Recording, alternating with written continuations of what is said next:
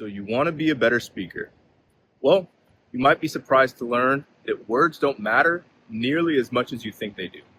But by the end of this video, you're going to understand the 3 things that are more important than the words that you speak.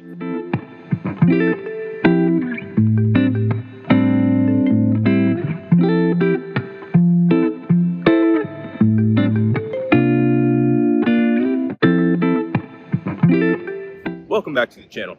My name is Brett, and I started this channel to help people build more confidence and communicate with clarity. If that's something that you're interested in, consider subscribing to the channel. It costs you absolutely nothing, and it's going to help me grow this channel and help these videos find more people. Today, we're talking about the 3 things that matter more than your words, because a lot of times when we want to become a better speaker, we focus on the words. But according to a study by UCLA, words only make up about 7% of what you communicate. So let's get into it with number 1. So the most important thing about what you communicate is actually your body language. That study out of UCLA states that about 55% of what you communicate is communicated through your body language. So this is your nonverbal communication. What you say about yourself, what you say about your message before you even open your mouth. So this can be the way that you carry yourself. This can be the clothes that you wear, your gestures that you make, everything that you say without actually speaking a word. If you have poor body language, it doesn't matter how great your message is. It doesn't matter how great your words are. If you can't stand with good posture, you can't present yourself in a way that's confident and makes your audience believe you, it really does not matter. You're missing out on a little more than half of what you're actually communicating. So you're weakening your message just right off the bat by having poor body language, by having bad presence. Think about somebody like a president, somebody like a Barack Obama, somebody like a Donald Trump. They're going to stand with great posture. They're going to take up as much presence, as much space as they can, because they want to come off as confident. They don't want to come off as nervous or insecure. So you want to do the same thing when you're speaking. You want to stand with nice, big, open body language and take up as much space as you can. Number 2, tone. If words make up 7% of what you communicate, your body language makes up 55% of what you communicate. The remaining 38% of what you communicate is communicated through your tone. Tone is how people interpret your emotions. So when you want to convey different emotions to your audience, maybe a concerned emotion, maybe an authoritative emotion, or maybe a calming presence, a calming emotion, that's what you have to convey through your tone. And there's different ways to manipulate your tone. So you can speak a little bit more quietly. That's going to kind of draw the audience in a little bit. And you can speak a little bit louder. That's going to indicate that you're more enthusiastic, that you have more passion behind what you're saying. So you can manipulate your voice, speak louder, speak softer, speak higher pitched and lower pitched to convey different tones and different emotions. Emotion is so vitally important because that's what makes us human, and that's how we connect with other people. So if you're not using emotion when you communicate, when you speak, you're missing out on 38% of what you could be using to make your message more powerful. So how do you use your tone most effectively?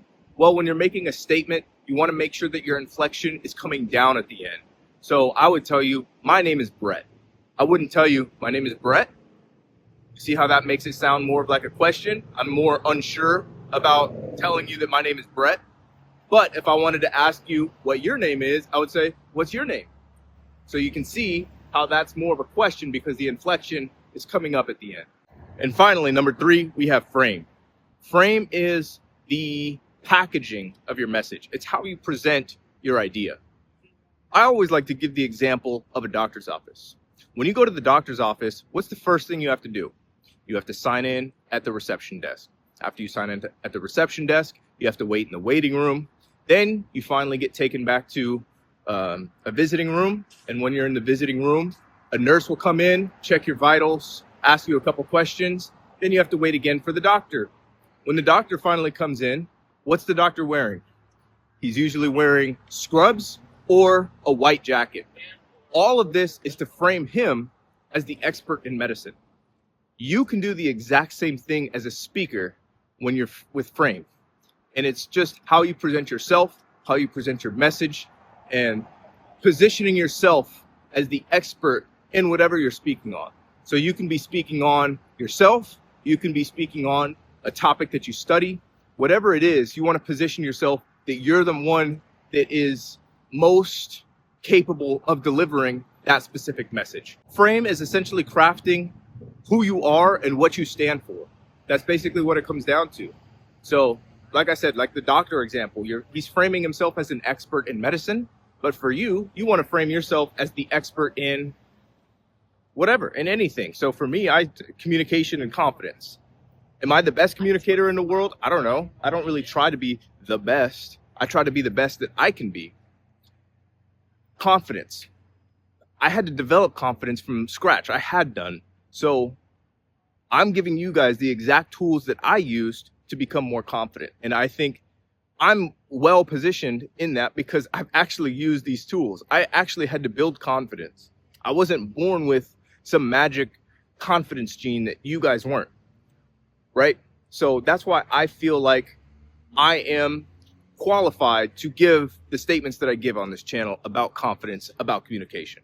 So let's quickly recap the 3 things that are more powerful than your words. Number 1, body language. Number 2, tone. Number 3, frame. If you focus on these 3 things more than you focus on your words, you're going to become a more powerful and a more confident speaker.